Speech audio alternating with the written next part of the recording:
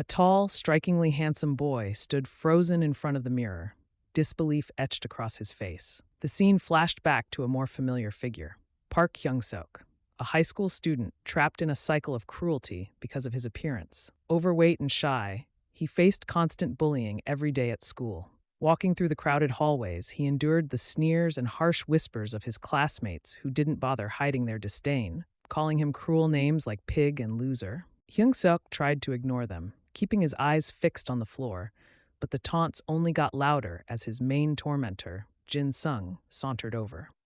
Blocking Hyung-suk's path with a smirk, Jin-sung leaned in with a mocking question. "Did you eat lunch for 3 people again?" Hyung-suk clenched his fists, fighting back the urge to respond, knowing it would only fuel their cruelty. Lunchtime became his worst hour. Sitting alone in the cafeteria, Hyung-suk tried to eat in silence, hoping to avoid attention. But Jin-sung and his gang found him and surrounded him, sneering loudly about his meal. One of them tipped his food tray, spilling it onto the floor. As Hyung-suk knelt to pick it up, Jin-sung kicked the food away, laughing. The cafeteria was filled with laughter, some students watching, others ignoring him entirely.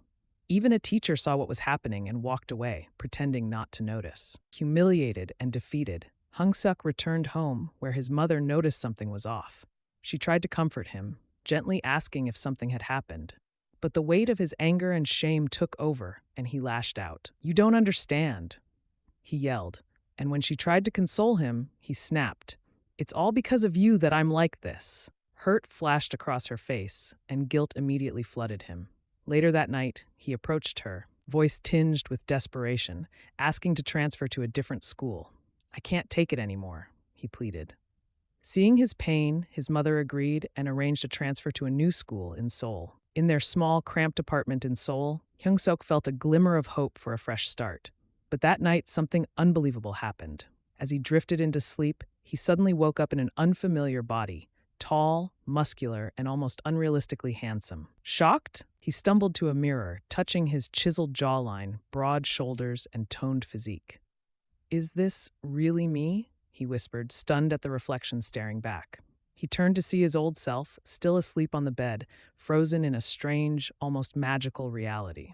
The next morning, still in his new body, he ventured out into Seoul. This time, people treated him completely differently. Strangers stared in admiration, girls smiled and even approached him, some asking if he was a model.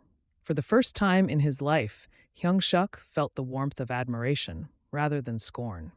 He walked the bustling streets, basking in the kindness and respect he'd only ever dreamed of, discovering the strange new world that had suddenly opened up to him. When Park Hyung-suk joined Jaewon's school, his stunning looks shocked everyone, making him nervous.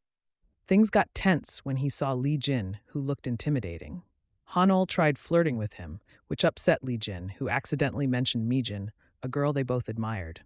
At lunch, classmates were amazed to see Hyung-suk, who casually told Hanol he chose fashion design just for fun. Later, Hyung-suk remembered his family's encouragement to keep moving forward. During class, he fell asleep, causing his other, heavier body to awaken. Hanol noticed and quickly woke him, and he thanked her gratefully. At night, he worked at a convenience store in his original body, remembering how his handsome look got him hired, even though he told the manager it was for a friend. Back at school, some bullies tried to scare him, but Jin-sung, who was jealous over Mijin, attacked him instead. Later, Jin-sung's friends praised his boxing skills, but when they insulted Hyung-suk's mother, he warned them to stop. In a sudden fight, Hyung-suk dodged Jin-sung's punches and landed a strong hit, impressing everyone, especially Mijin. While working at the store, Hyung-suk noticed a female customer recoil at the sight of him, stirring up his inner turmoil about how people adore his new attractive form, yet despise his original overweight body. Just then, a boy dashed in, grabbed something, and bolted. Knowing his boss would be furious, Hyung-suk sprinted after the thief, only for both of them to get cornered by a gang. Suddenly, a muscular figure intervened, rescuing them. It was Vasco, a tough guy who didn't think much of Hyung-suk. The next day in the school cafeteria, Vasco approached Hyung-suk's alter ego, Daniel, placing a heavy hand on his shoulder. Everyone stared, knowing no one had ever overpowered Vasco. To their shock, Daniel lifted Vasco's hand off with ease. Impressed, students swarmed Daniel, inviting him to join them after school.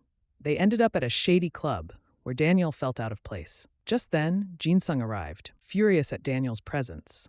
The group started laughing about bullying Hung-suk the night before, even bragging about a video they'd taken. Daniel's anger flared, and he smashed one of their phones, stunning everyone. Suddenly, Daniel faded, and Hung-suk awoke, panicked. He hurried to retrieve Daniel's body and escape, only to be taunted by Jin-sung, who dared him to get stronger. Hyung-suk was returning home from school when he noticed his front door was slightly open. A sudden rush of anxiety filled him as he stepped inside, only to see his mother waiting there. Surprised by his transformed appearance, she looked at him with confusion and asked about his identity. Nervously, Hung-suk introduced himself as a friend of her son, explaining that Hung-suk had often spoken of her with admiration. Trying to maintain his cover, he added that he and her son shared the house and split the rent. Puzzled, his mother mentioned that Hyung-suk hadn't informed her about this arrangement. Thinking quickly, he suggested that her son might have been too busy or preoccupied with his night job to tell her. Hearing about her son's supposed maturity and sense of responsibility, she seemed proud. She then asked if they could sit and talk about something important, and they decided to head to a nearby restaurant. Once there, people couldn't help but stare at Hung-suk's new appearance, including his friend Bob J., who worked at the restaurant. His mother noticed the attention he was drawing and joked about his popularity. As they settled down, she glanced anxiously at the high prices, but was touched when he treated her to an expensive coffee. While they chatted, a familiar face, Pasco, entered, taking a keen interest in their conversation. His mother reminisced about Hung-suk's struggles back in school, where he was frequently bullied. She confessed her regrets, wishing she could have been more supportive. Reassuringly, he told her that Hung-suk was no longer facing any trouble and had many friends who looked out for him. Pasco, who had been eavesdropping, seemed irritated by this and impulsively knocked his glass of milk over, splashing a nearby woman. Bob J. quickly apologized to the lady, who, impressed by Hung-suk's demeanor, complimented him as she left, gathering empty packets she intended to sell for a bit of extra cash. She insisted on giving Hung-suk some money as well, which he initially declined but accepted at her urging. As they wrapped up their time at the restaurant, Pasco seized the moment to confront Hung-suk, dragging him to a quiet spot and accusing him of bullying others and taking money from their families. The accusation escalated into a fight, with Pasco throwing a fierce punch that caught Hung-suk on the cheek, leaving a cut. Despite Hung-suk's attempts to defend himself, he was overpowered until, in a moment of desperation, his body reacted instinctively. Delivering a spinning back elbow, he managed to knock Pasco down, surprising even Bob J., who arrived just in time to witness the end of the fight. Reflecting on his ordeal later, Hung-suk, back in his larger body, realized the challenges his appearance had brought upon him. Determined to change, he began working out with renewed dedication. One day, a beautiful woman at the shop bought 2 juices, offering him one and encouraging him to stay strong and persistent in his efforts. With her words as inspiration, Hung-suk continued his training, pushing harder each day. Lee Non-suk walked to school in stylish clothes and flashy shoes, turning heads as he passed. When Jim Sonk and his gang spotted him, Jim mocked him for wearing shoes similar to his own, sneering that Lee could never be like him. Once they left, Lee grinned, proud of his second-hand outfit bargain. In class, everyone admired his clothes, asking Hong Jae where Lee shopped, but Hong Jae stayed silent. Soon, Hung-suk entered, instantly surrounded by girls, sparking jealousy among the other boys who whispered that, despite his looks, Hyun-suk wore worn-out clothes and came from a poor background. Meanwhile, the Burned Knuckles gang, led temporarily by Bob J. in Vasco's absence, wondered about rumors of a fight between Vasco and Hyun-suk. Bob J. reassured them that Vasco would return soon. Later, Hyun-suk and Ji-ho encountered Ji-ho Bin bullying another student, but teachers arrived, dispersing the crowd before a confrontation could start. During lunch, Hyun-suk sat with Ji-ho and Deokwa, surprising everyone who assumed he'd avoid losers. Hyun-suk explained that, like them, he understood poverty and wanted to be their friend. As he left, Hong Jae discreetly handed him a birthday gift bag filled with expensive items, leaving Hyun-suk thrilled. The next day, dressed in the new clothes, Hyun-suk entered class, where everyone admired his brand new outfit, curious about his mysterious friend. During auditions, Ho-bin performs a rap written by Deokwa, impressing everyone in the room. However, when it's Deokwa's turn, the company owner dismisses him, ignoring his requests for a chance due to his appearance. Later, on the bus, Deokwa quietly writes his feelings into rap lyrics, reflecting on his rejection. When a lady stumbles near his seat, he offers her a spot, but she moves away, causing others to laugh. Alone in his room that night, Deokwa assures his grandmother that they'll soon live in a better home. The next day, he spots a school festival poster, hoping for a chance to shine. Hyung-suk approaches him, but two girls gossip about why he'd waste time with losers. Hearing this, Deokwa angrily tells Hyung-suk to leave. Later, Ho-bin mocks him, calling him ugly and crushing his diary. That night, Deokwa applies for the school's singing competition, motivated to prove himself.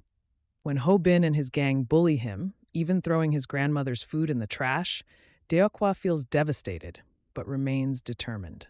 At school, Hyung-suk steps in to defend him, sparking a standoff with Ho-bin, which ends when Vasco intervenes, promising he won't spare Hyung-suk next time. Inspired by Hyung-suk's support, Deokwa finally asks him to partner up for the competition, determined to make his mark on his own terms. Deokwa excitedly welcomed Hyung-suk into his humble home to practice for the singing competition, though he worried what his wealthy friend would think. He quickly tidied up, pushing aside newspapers and clutter. But Hyung-suk, unfazed, suggested he place the papers between clothes and shoes to absorb moisture, just as his mother used to. Impressed by Hyung-suk's practical advice and humble nature, Deokwa grew even more confident in their partnership, believing they could win if they practiced together. When Deokwa played the melody he'd arranged, Hyung-suk was moved, especially with Deokwa's skillful adjustments. As they wrapped up, Hyung-suk apologized for leaving early to head to his part-time job, surprising Deokwa, who assumed he didn't need to work. On the way out, they ran into Deokwa's grandmother, who kindly offered them food. Hyung-suk politely declined, sparing Deokwa from the painful memories of Ho-bin's cruel behavior. At lunch, Deok shared his composed song, advising Hyung-suk not to over-practice to protect his voice. Hyung-suk later reflected on his resilience compared to Deokwa's determination to face life's hardships. Despite challenges, he committed to the song, even using both bodies to perfect it. As the competition neared, they practiced tirelessly, impressing Jiho and Deokwa with Hyung-suk's dedication. Meanwhile, Ho-bin and John Ki were also preparing, planning to confront Deokwa's team on stage. The new Hyung-suk, determined to help those like his former self, encourages Deokwa to continue pursuing his passion for music. As the competition day arrives, Hyung-suk, having trained non-stop, is finally ready to perform in his new body. Nearby, Park Jin-ho gets bullied into playing timekeeper for a jocks fight, while Bosco effortlessly dominates at arm wrestling. Hyung-suk hurries to meet Choi Soo-jung, who has always been kind to his original self. However, Soo-jung distrusts his new look, guarded by her tough friend Jong-jon. Just as a fight erupts, Bosco intervenes, calling Hyung-suk a friend, which earns Soo-jung's respect. Later, under the spotlight, Hyung-suk and Deokwa perform Fly Up, electrifying the crowd. Deokwa's rap stuns everyone, while Hyung-suk's chorus soars, captivating all. However, after the performance, a music agent approaches Hyung-suk alone, ignoring Deokwa. Loyal to his friend, Hyung-suk turns down the offer, but Deokwa has already left, disheartened. The performance goes viral, catching the attention of superstar DG and even Soo-jung, who wonders how the original Hyung-suk sang the same song. As the story closes, we see photos on a wall, the last one showing both versions of Hyung-suk together, symbolizing his journey.